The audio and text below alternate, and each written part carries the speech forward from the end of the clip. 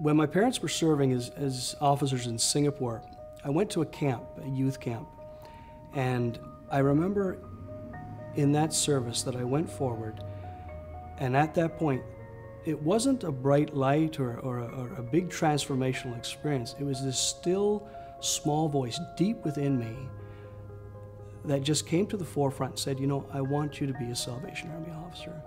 And when I finished high school, I took a couple jobs. I went with the military for a little while, and trying to escape, trying to get away from this calling. I felt that if I filled my life with things that I really wanted to do, it would take that away. Oddly enough, on sentry duty one night, the Holy Spirit came upon me, and it just really reminded me of my calling. And I left that, and shortly after I met my wife, Paulette, and we began a family together. I felt with the joys of my job. I was an automotive technician for years, dearly loved working with my hands, loved my career, loved the opportunity to get in and to work through things that were broken, and I'm a fixer. I love that dynamic of my career, and Paulette was very happy in her nursing career. I thought for sure that would subside, it would bury it, and it would keep it well under. And in many sense, I was still the prodigal son. I still did not want to acknowledge nor make that surrender to God, even though I knew deep down within my heart that this is where I was supposed to be. When I gave my all on the altar, these dreams and visions that I had, these plans that I had made for my life, oddly enough, I thought they would never come to fruition now because I had gone and surrendered to God.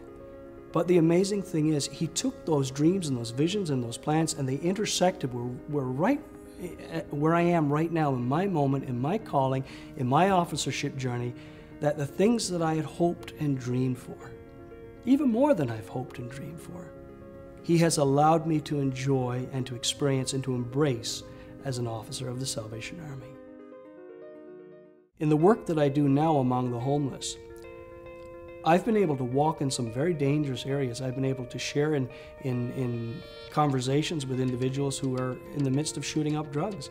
And they have felt very comfortable knowing that we are there, not to judge them, but to provide water or to help them through that challenge and through that tragedy that they're having to deal with. Oftentimes, they just want somebody there who will listen. And if things go bad, they want us to call for an ambulance. And it's a unique position to be placed in, but it provides us a tremendous amount of trust, and knowing that people have us as that safety blanket, that when their world does fall apart, that they can reach out and give us a call. It's been something that's been monumental in my life, just knowing that regardless of whatever the situation that individuals find themselves in, they find a certain sense of security, a certain sense of protection behind the shield of the Salvation Army. And I've been tremendously privileged to be a part of that. And I feel honored that that amount of trust and that amount of respect is placed in those of us who wear the shield. And I believe now, more so than ever in the history of the Salvation Army, there's a new move to ensure that the generation of officers that are being equipped and ordained right now have more tools available than ever before in the history of the Salvation Army. And I believe now is one of the greatest times in our history, with so many challenges ahead of society and ahead of the church and ahead of the Salvation Army. We have unprecedented opportunities now to reach out and to help more people now than ever before in our history. And I believe the fields are white unto harvest, and with the new mindset that I am seeing as a leader within the Salvation Army to equip the new generation of leaders, I get tremendously excited at what stands before us.